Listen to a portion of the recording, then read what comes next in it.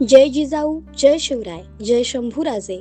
गडकिल्ले संवर्धन प्रतिष्ठान महाराष्ट्र राज्य सादर करत आहोत शिवसाम्राज्याचे दिनविशेष. 26 डिसेंबर इसवी सन 1663 सुरतेवर निघण्याची तयारी जयंत झाली व 8000 घोडेस्वार तयार झाले आणि महाराज डिसेंबर 1663 रोजी सुरतेकडे आई जगदंबेचे दर्शन घेऊन आणि आऊसाहेबांचा आशीर्वाद घेऊन सोबत नेताजी पालकर, बहिर्जी नाईक व ससैन्य घेऊन राजगडाहून निघाले. ते थेट 100 कोस अंतरावर असलेल्या त्र्यंबकेश्वरानजीक येऊन पोहोचले. त्र्यंबकेश्वराहून कोळवणातून सुरत गाठण्याचा बेत महाराजांनी आखला होता. अवघ्या जगातील व्यापाराच्या मोठ्या घडामोडी सुरत येथे चालत. टोपीकर, इराणी, हापशी, इराणी, बगदादी, अरबी, बोहरा, खोजा, यहुदी, अफगाणी, मोगलही तेथूनच व्यापार करीत असत. सुरत त्यावेळी मोगलांचे आर्थिक केंद्र आणि प्रमुख व्यापारी बंदर होते. तेथूनच मोगलांना लाखो रुपयांचा कर मिळायचा. त्र्यंबकेश्वराहून कोळवणातून सुरत गाठण्याचा बेत महाराजांनी आखला होता. 26 डिसेंबर इसवी सन 1678 मगर पाटील व तुपे पाटील यांच्यातील हडपसरच्या पाटीलकीतील वाद रायगडावर स्वामी श्रीराजा शिवछत्रपतींकडे ते गेले याचा संबंध एक पत्र आहे. यात पुणे परगणेतील देशमुख म्हणजे शितोळे यांना दिलेले समजपत्र. श्री राजा शिवछत्रपती नारोबा मुतालिक देशमुख, परगणे, पुणे. रायाजी मुगर पाटील मौज हडपसर याचा व सोनजी तुपा याचा व्यवहार तू मनास आणून रायापासून गुन्हेगारी सवासे होण्याची घेतली व गडावरी पौकिया बदल घातले आहे. तरी मधील मनसुपी कराया तुझला गरज काय? रायजीपासून पैकी घेतले असतील ते परतोन देणे, गडावरून उतरून निरोप दे. वझे स्वामी निवाडा करतील. खरी होईल तो पाटील की खाईल. तू काही इस्किल न करणे असा या पत्रात उल्लेख आहे. 26 डिसेंबर इसवी सन 1689 विजयादशमीनंतर पन्हाळ्यास मुघल सैन्याने वेढा दिला.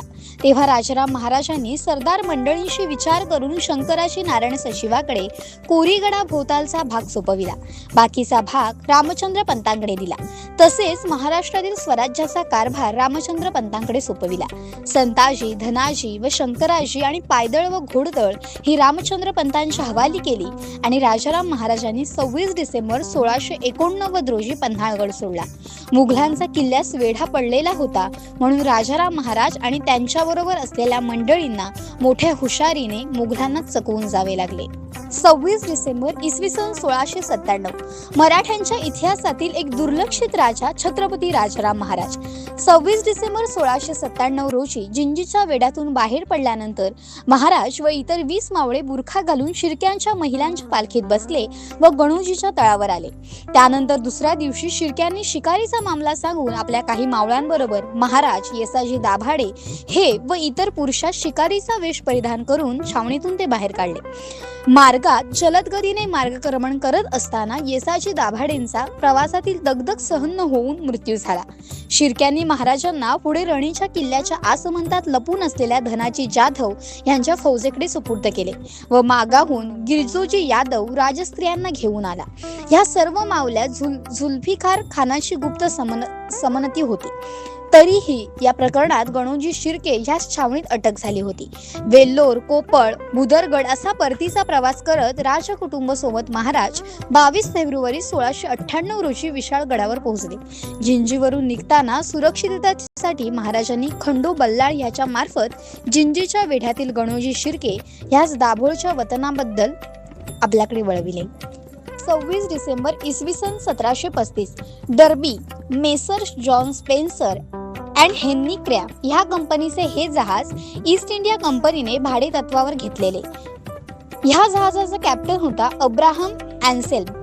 ह्या डर्बी जहाजाने बंगाल ते इंग्लंड मालवाहतूक एकदाच केली होती, पण दुसऱ्या गोव्याहून निघाल्यानंतर सफरी दरम्यान 26 डिसेंबर 1735 रोजी संभाजी आंग्र्यांनी 9 जहाजे घेऊन त्याच्यावर दक्षिण कोकणात हल्ला केला आणि पकडून विजयदुर्गाकडे आणले. कॅप्टन अँसेल्मसह बरेच खलाशी पकडले गेले. डर्बीवर आग्र्यांना 3 पेट्या भरून चांदी मिळाली.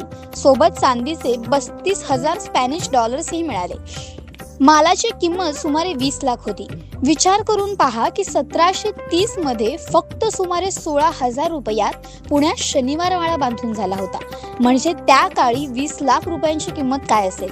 ईस्ट इंडिया कंपनीच्या इतिहासात ही संपूर्ण जगात सागरी चाच्यांनी त्यांनी केलेली ही सर्वात मोठी लूट होती. यावरून ही लुटीचा अंदाज येईल. संभाजी आग्र्यांना ह्या लुटीने मोठा हात दिला. त्यांची बरीचशी यामुळे कर्ज सुद्धा फिटली.